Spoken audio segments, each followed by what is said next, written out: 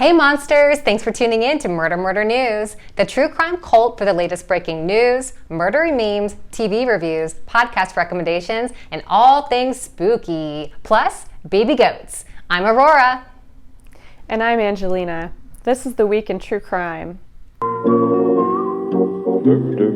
News. On Monday, Pastor Rodney Howard-Browne, the pastor of a church in Tampa, Florida, was arrested for violating the Hillsborough County stay-at-home order and holding 2 church services at his church on Sunday. The Hillsborough County Sheriff's Department received an anonymous tip prior to the service, and the Sheriff's Department then contacted the church's legal team, warning them against holding a service.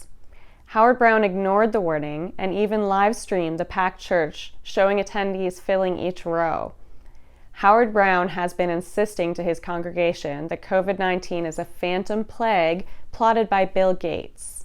The serial killer known as the Grim Sleeper died in San Quentin prison at the age of 67 on Saturday. Lonnie David Franklin was convicted of 10 counts of murder and 1 attempted murder that took place between 1985 to 2007. Franklin targeted vulnerable black women, some of them sex workers, in the inner city of Los Angeles. In 1988, Franklin abducted, shot, and raped 30-year-old Anitra Washington and left her for dead. Anitra survived her brutal attack by Franklin and was later able to testify against him in court. Yes, I absolutely spent half my day yesterday trying to find out if Anitra had an I survived, which she does not. Lifetime get on it, because I think we all need to hear her story. Police have charged 28-year-old Katelyn Taylor of murdering her grandparents, 67-year-old Celeste McDaniel and 84-year-old Eugene McDaniel in Camden, Tennessee. Camden police discovered the 2 dead after conducting a welfare check. The police have not yet disclosed the cause of death or the motive for the killings, but Katelyn is being held on a $500,000 bail. Let's lighten the mood a little with your next favorite podcast. Each week, we'll try to introduce you to a true crime podcast that might be new for you. This week, we spoke with Mikki and Brandi from the podcast Murder History Girls. We are so excited to have Brandi and Mikki with us from this week's favorite podcast, Murder History Girls. The sister duo brings you true crime and ghost stories with a side of comedy. So grab your favorite cup of tea or your favorite bottle of beer and help me welcome Brandi and Mikki. Hi, guys. Thank you. Bye. Thank you so much for joining us. We're so excited to have you today. We're excited to be here. Thank you. Thank you. Great. So what inspired you to start your podcast? I'll start off with that.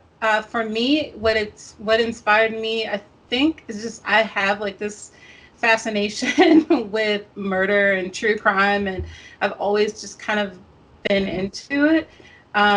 And then it just kind of snowballed from there when Brandi was like, hey, let's do this. So I was like, yeah, let's do it. And Brandi, I mean, she can tell you, but she's a huge history buff. So it kind of works in both of our favors. So, Brandi. Yeah, so it's kind of the same thing. Like, I've always loved history, and I wasn't really that into true crime. A couple of years ago, I started to watch documentaries and get into it. And then, like Mikki said, I was like, I really want to do a podcast, and I've been wanting to do one for a long time. So Mikki was like, me too, let's do it. So we just started Murder History Girls, and we love it. Yeah, and they love that concept. That's so smart, combining the two things of love of history and true crime. Because I feel like you get a lot of, maybe not enough, history podcasts and a ton of true crime podcasts. Yeah, I'm with you on that. I would like to see some more history podcasts. That sounds great too. Right. But what a great idea to combine the 2 of those. Yeah. So I love that. And was there a case that really piqued your interest? Maybe a murder in your hometown, a story that's always haunted you? What got you started? Brandi, did you have anything or?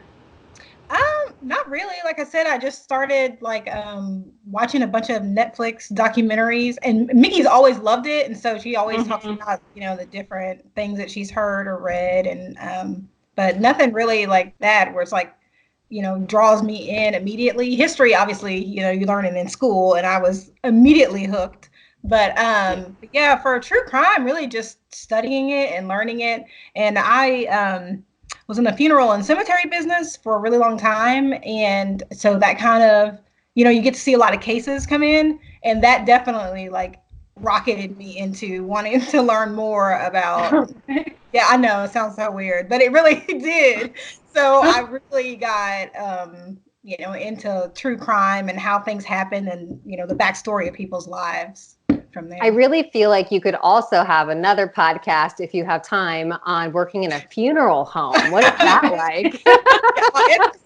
We really could. We talk about it sometimes on the episodes. And, yeah, it really could be its own podcast. I'm surprised nobody's done it. Exactly.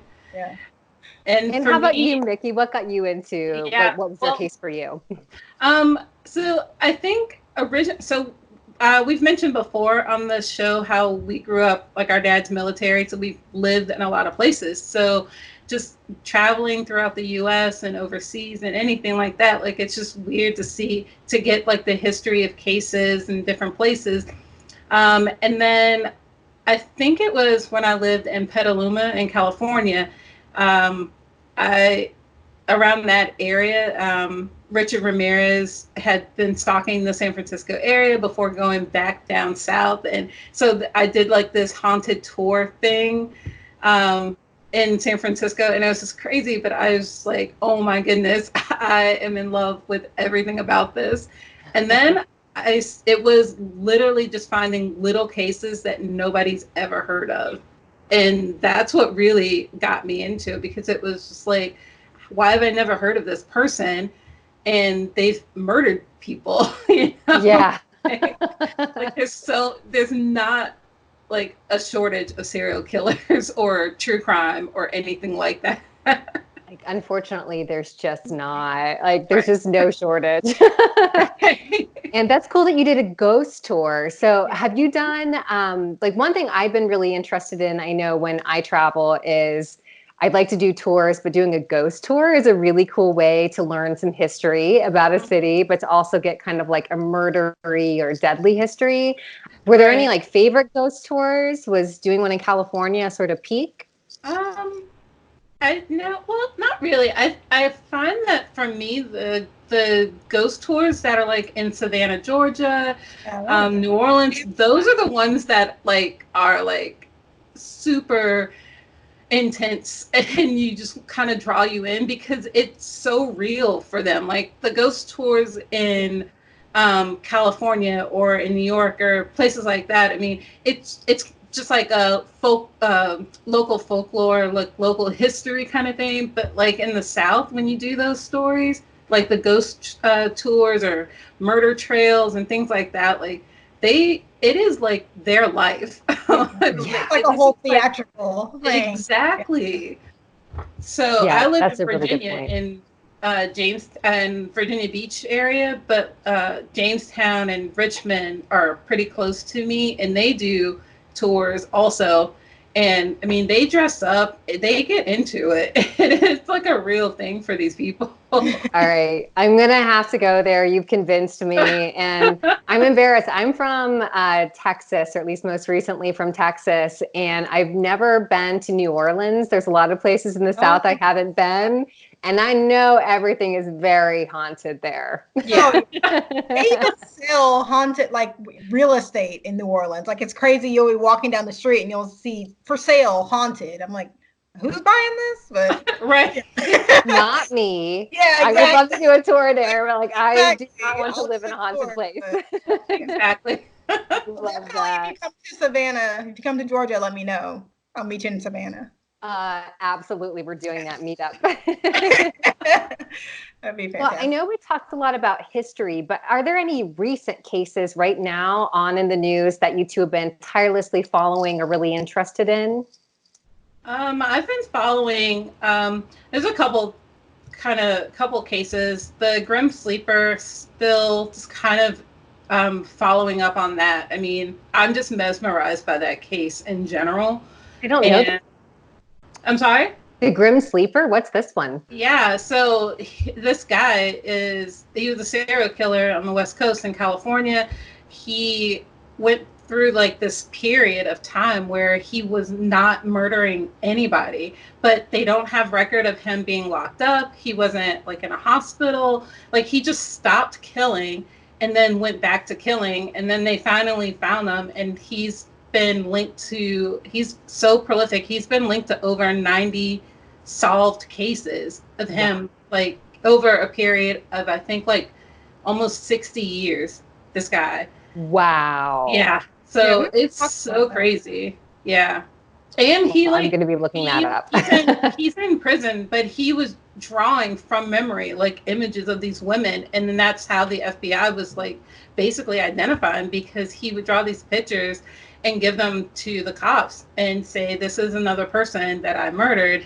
And then they would, find these people, find their families, and they're like linking them up. And he's got to be in his 80s now, and it's just crazy, like how strange and like peculiar this case is, So yeah, and how this didn't get more attention for so long too. Like that's a high body count, and wow. Yeah, it's the same kind of concept as like the BTK, also the Golden Gate Killer. I mean, like these people that would do these things, take these long breaks in between with like no reason, and then start up again. And that's just kind of fascinating to me. Like, how do you stop committing a crime and then go back to it? What were they doing during that time too when they stopped? We were talking about that. Like, I have to work. You're right. Yeah. I'd like to know. I don't get it. Like, what makes you be able to stop and then go back to it? We had a huge discussion about this. Yeah. Right. Like our last episode, I believe. Yeah. It was way too long when we were talking about this particular thing. Yeah. And Brandi, do you have a favorite one? You've been following it, or is it the same case? I don't actually. Yeah, because Mikki was talking about it. I had went and looked it up, and so I had been following that one as well. But yeah, but only because she talked about it on our last episode. Yeah, well, we're gonna have to check that out, everybody. Check out. It's Sam Little. Is that his name? Samuel Little? Yeah. Yep. Okay, yep. I do know about him. That does ring some bells. So I'm going to have to go backtrack and listen to the last episode and do a deeper dive, because I've been actually wanting more information on him. So thank you both for doing that work for me.